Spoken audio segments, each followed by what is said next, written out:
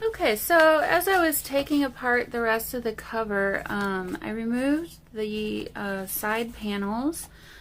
So we had this one that I pulled off for the title, but then I think I'm gonna salvage this, painted especially for them by the artist there, because I want to give them some praise for their beautiful artwork.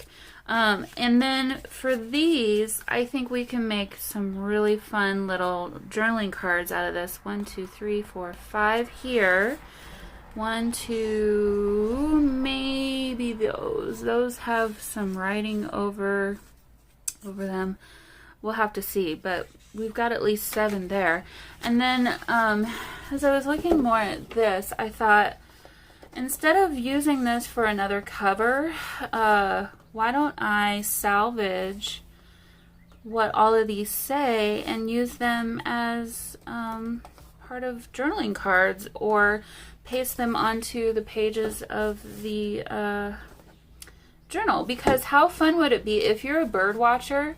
This would be a really cool journal for you if you wanted to, and I don't know if you'd be able to see them all in your area, or maybe, if you're that big of a bird watcher, you might travel, but having photos of your own of each of these kinds of birds, how cool would that be? So I think what I'll do is very carefully deconstruct this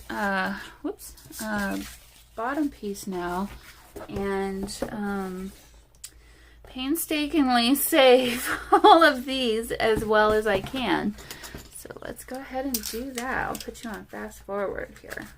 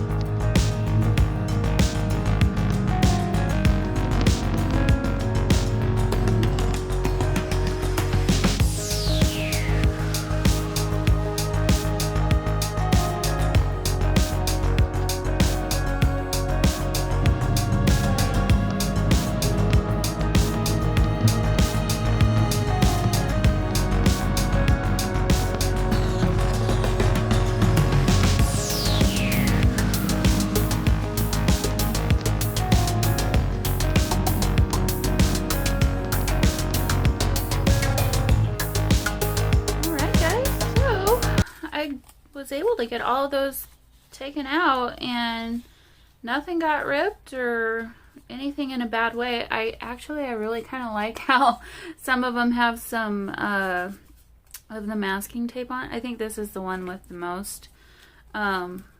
So as I was doing all that, I was considering how I wanted to put these into the journal, if I wanted to do them in numerical order, or honestly, do I even want to include the number? Because really the number means nothing. It's just a key to which one it was on the cover of the box. And so since we've kind of taken that apart, it really means nothing now. I did preserve this.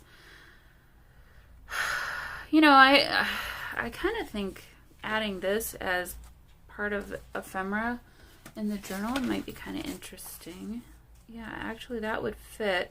So I would cut around the hexagon shape and include that in the journal too. So, okay, well, I guess I answered that question. All right, guys, well, I need to go ahead and flatten these. So I guess this is going to be it for this video this time. And next time I'll spend a bit more time on actually constructing.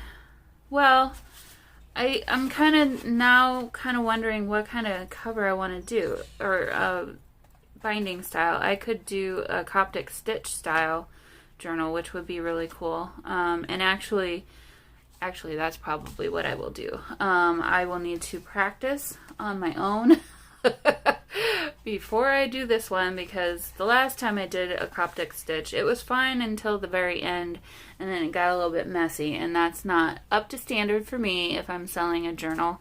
It's fine for me, but I don't want to sell a journal that's not done quite right. So, alright, yep, we need to get rid of some of this warp, so I'm going to go ahead and do that, and we'll pick it up the next time. Alright, guys, hope you enjoy. Well, I mean, if this one sounds interesting, I will maybe put a playlist together. I've got quite a lot of playlists, but I always name my videos pretty much the same, and then I add part 1, part 2, part 3, so that way it's easy to find them via search. All you need to do, if you're curious about anything from my shop, or anyone's shop really, so you would just search Plum Figgy and Bird Journal, I guess. I don't know what I'll call this one, but Western Birds Journal maybe is what I'll do. And then you would be able to find all of them quickly that way. So, alright guys, well, I will see you all in the next one. Bye!